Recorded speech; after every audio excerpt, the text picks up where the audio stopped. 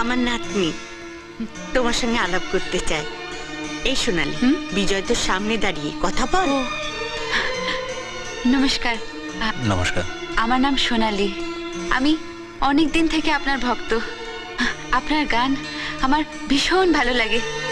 জানেন, আপনার সঙ্গে দেখা করবার অনেকবার চেষ্টা করেছি, কিন্তু কিছুতেই হয়ে ওঠেনি।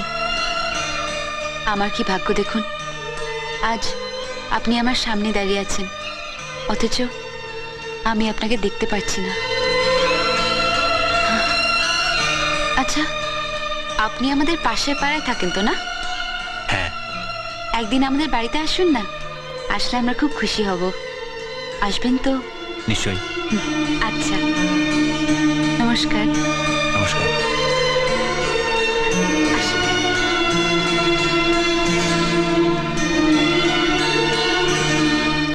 अरे थोड़ा जल्दी से ढक्कन खोल के दे दर्कन सा। ও কেশুদা, কেশুদা শোনো না, আরে একবার শোনো না, কোথায় না যাচ্ছ? না, আমি ভালো হয়ে গেছি, মাল খাওয়া ছেড়ে দিয়েছি, ডাকিস না। আরে দাদা, তুমি ভালো হয়ে গেলে আমাদের ভালো হবে কি করে? আরে গুরু শোনো না, শোনো না। আরে তোদের ভালো করতে গিয়ে তো আমি নিজের মন্দ করতে পারি না। अरे तुम्हें माल खेते হবে না, তুমি খালি চিপিটা খুলে দিয়ে যাও না। চিপি খুলতে পারে না, মাল খেতেস। আরে দাদা, তোমার মতন এক্সপার্ট কে আছে কেষ্টদা? বুঝলে কেশুদা, মালিক বলেছে তোমাকে আবার ধারে মাল দিতে। আরে ধারে কি রে, বিনা পয়সা দিলেও খাবো না। ডাক্তারের কাছে যাচ্ছি, সব বন্ধ। নে ধর। তোমার গুরু বিশ্বকর্মার হাত। নে।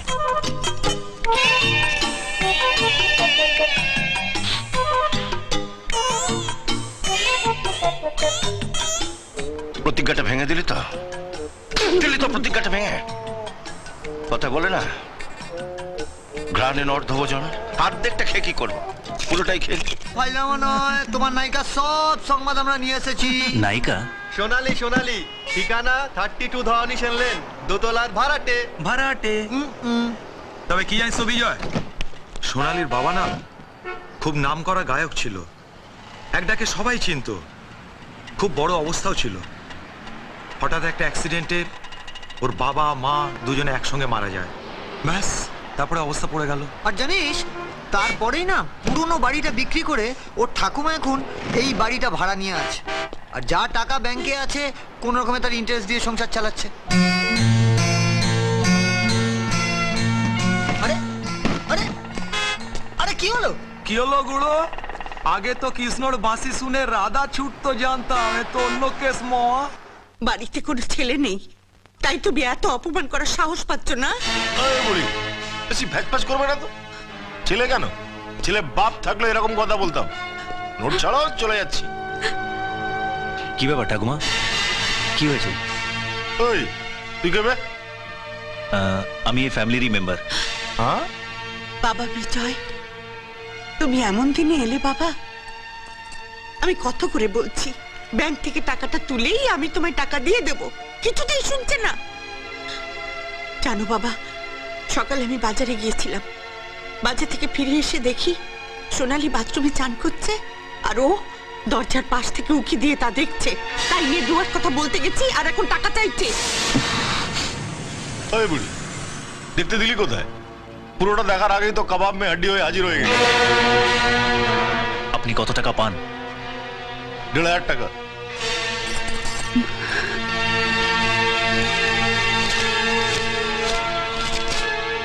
পুরোটাই আছে। আপনি কেন টাকা দিচ্ছেন? এই প্রশ্নের সময় এখন নয়। আপনাদের দুঃসময় যদি আমি... বাহ বুড়ি বাহ, নাতনির ভালোই রেট লাগিয়েছো। হ্যাঁ? আরে আমি এই বাড়ির মালিক, তোমার নাতনিকে একবার আমার কথা ভাবতে বলো না, রেট বাড়িয়ে দেবো মাইরি। এ বুড়ি সবাইকে বল, পুরো পাড়াকে বলে আমার ছেলে নেই, ছেলে নেই, ছেলে নেই, শুধু নাকে কান। আমাদেরকে চোখ পড়ে না? হ্যাঁ, আরে ছেলে না ভাবতে পারো, নাচ জামাই তো ভাবতে পারো, কোনো অভাব থাকবে না।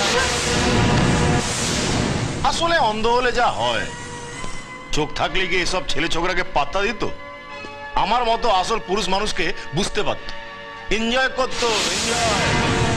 এই বুড়ি, মাসে মাসে টাকার কথা ভাবতে হবে না, তোমার নাতনি ঘরে আমাকে পার্মানেন্টলি রেখে দাও, পার্মানেন্টলি।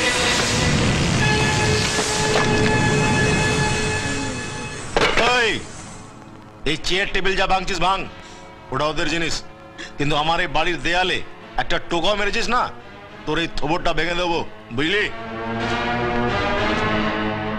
কোন বলি, কাল যখন বাজারে যাবি দেরি করে ফিরবি। তোর নাতনির চান করা অর্ধেকটা দেখেছি, কাল পুরো দেখবো।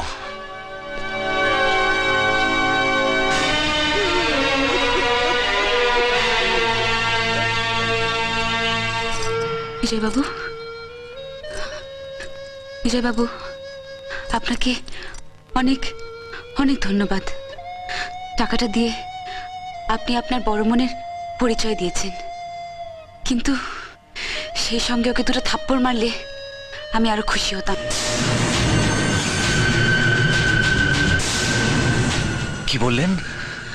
হ্যাঁ, ও যে ভাষায় কথা বলেছে তার উপযুক্ত জবাব হচ্ছে মার। এই কথাটা যদি আপনি একবার আগে বলতেন।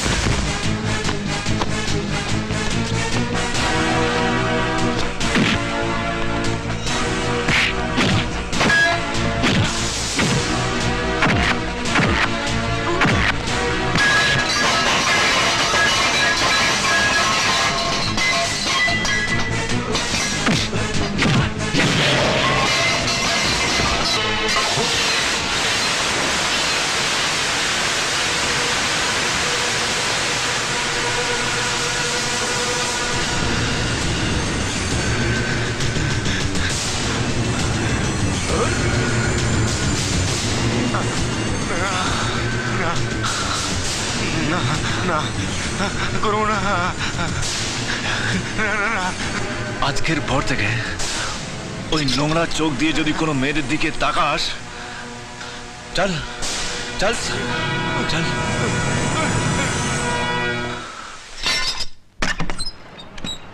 ম্যাডাম আপনি? এটা কি বিজয়বাবুর বাড়ি? হ্যাঁ, আসুন আসুন, ভেতরে আসুন। দেখো কে এসছে। আরে ম্যাডাম, আসুন আসুন আসুন। আসুন আসুন আসুন, বসুন এখানে। হ্যাঁ প্লিজ প্লিজ, হ্যাঁ প্লিজ। বিজয়বাবু কোথায়? উনি উনি উনি অফিসে বিজয় তো অফিসে গেছে। অফিসে। হ্যাঁ আপনি আপনি বসুন না, বসুন, প্লিজ চলে আসুন। প্লিজ বসুন। আচ্ছা। হ্যাঁ।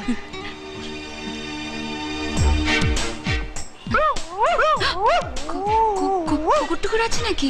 আছে মানে, বিজয় তো ভীষণ কুকুরের শখ। এখানে অন্তত 20টা। অন্তত 20টা কুকুর আছে। আহ টমি, কি হচ্ছে কি? চুপ। কিরকম সব কুকুরের আওয়াজ না? আসলে ওটা তো প্রেগনেন্ট কুকুর, মানে প্রেগনেন্ট কুকুর, তাই ওভাবে ডাকছে। পপি চুপ চুপ, হুশ। কথা বললে কথা শোনে না পপি, চুপ। আচ্ছা, বিজয়বাবু কখন আসবেন? ইয়ে আসবে আসবে ম্যাডাম। আসলে কি জানেন তো, বিজয় তো 7-7টা কোম্পানির মালিক। ও। আর নিশ্চয়ই বোর্ড মিটিং এ আটকে গেছে। আপনি একটু ওয়েট করুন, ও ঠিক ঠিক চলে আসবে। আর কতক্ষণ এইভাবে ম্যানেজ করব? আরে বিজয় না সবজি তো ম্যানেজটা করে যেতে হবে। তুমি আমার উপর ছেড়ে দাও, আমি দেখছি। একটা অফিসে ফোন করে দেখতে হবে। কত? মোবাইলটা কোথায় গেল? ওই তো টেবিলে। কি জানো নাম্বারটা? 49। হ্যালো, কে? বিজয় আছে? কোথায় গেছে? Head office, board meeting. আচ্ছা ঠিক আছে, রেখে দিন রেখে দিন। নাম্বারটা মোবাইলে কল। 983। হ্যালো, কে? বিজয়? পেয়েছিস? হ্যাঁ পেয়ে গেছি। পেয়েছি। কি ব্যাপারটা কি? পেয়েছি। কোথায় তুমি? হ্যাঁ, না না, বোর্ড মিটিং গুলো মারো, এক্ষুনি চলে এসো। জানো বাড়িতে ম্যাডাম সোনালি তোমার জন্য অপেক্ষা করছে। হ্যাঁ তাড়াতাড়ি ছেড়ে দিচ্ছি। এই তো উফ, বিজয় আসছে, অফিস থেকে আসছে। আপনারা সব ওর বন্ধু তাই না? না না, আমি ওর বন্ধু নয়, আমি হলাম ওর PA। আমি ম্যানেজার, হ্যাঁ আমি স্টেনো। আচ্ছা আচ্ছা। খুব বড় কোম্পানি তো। আচ্ছা ম্যাডাম, জলের আওয়াজ পাচ্ছেন? হ্যাঁ সুইমিং পুল তো, একসঙ্গে অনেকে ডাইভ দিচ্ছে, ছাপাচ্ছে আর কি। পাচ্ছেন? হ্যাঁ। একসঙ্গে অনেক লোক সাঁতার কাটছে তো, তাই? হ্যাঁ সেই জন্যই আওয়াজ। হ্যাঁ পাচ্ছেন? আওয়াজ পাচ্ছেন তো জলে? একসঙ্গে অনেকে সাঁতার কাটতে পারে, বিরাট পুল তো, আমরা সবাই তো রোজ ওখানে একসঙ্গে চান করি। অসাধারণ। অপূর্ব অপূর্ব সাঁতার কাটছিস। থামলি কেন? থামলে যা, চালিয়ে যা, চালিয়ে যা। ম্যাডাম, আপনার সঙ্গে পরিচয় করিয়ে দিই, আমাদের কেষ্টদা। কেষ্টদা। এই পুলটা তো উনিই তৈরি করে দিয়েছেন। যত সব। আপনি তো বেশ ভালোই মজা পাচ্ছেন। অন্ধের অভিনয় তো বেশ ভালোই শিখেছেন দেখছি। হ্যাঁ, বিশ্বাস করুন, আমি বুঝতে পারিনি, চোখে দেখতে পাই না তো। সে কি, আপনি অন্ধ? হ্যাঁ। আরে আপনি এখানে? ও সরি, আপনাকে ফোন করে বোর্ড মিটিং থেকে ডাকিয়ে আনলাম। Board meeting? কে বলেছে? কে আবার? এরা বলেছে, পিএ বলেছে, স্টেনো বলেছে, ম্যানেজার বলেছে। হ্যাঁ। আর এটা হচ্ছে সুইমিং পুল। যত সব বাঁধরাম। সরি সোনালি দেবী, আমি কোনো বোর্ড মিটিং থেকে আসছি না। একজন পলিসি হোল্ডারের বাড়িতে গেছিলাম প্রিমিয়ামের কিছু টাকার জন্য। আমি একজন গ্রামের ছেলে, গায়ক হওয়ার স্বপ্ন নিয়ে এই শহরে এসেছি। এখনো পর্যন্ত সেরকম কোনো সুযোগ পাইনি বলে এই ধরনের কাজ করে সংসার চালাচ্ছি কেষ্টদার সাহায্যে। ওদিকে মাকেও টাকা পাঠাতে হয়, মা ছাড়া তো আমার আর কেউ নেই। আমার বন্ধুরা আমার সম্পর্কে আপনাকে যা বলেছে সব কিন্তু মিথ্যে। আপনি প্লিজ কিছু মনে করবেন না। হ্যাঁ, মিথ্যে কথা বলেছে, কিন্তু কষ্ট করে মিথ্যে কথা বলে ওরা আমার কাছে আপনাকে কত বড় করতে চেয়েছে একবার ভাবুন তো। বিশ্বাস করুন, ওদের এই আন্তরিকতা দেখে আমার খুব ভালো লেগেছে। ওরা আপনার সত্যিকারের বন্ধু, আপনাকে কত ভালোবাসে। আমি কি ওদের কথায় কিছু মনে করতে পারি বলুন তো? বিজয় বাবু, আমি একটা বিশেষ কারণে এসেছিলাম।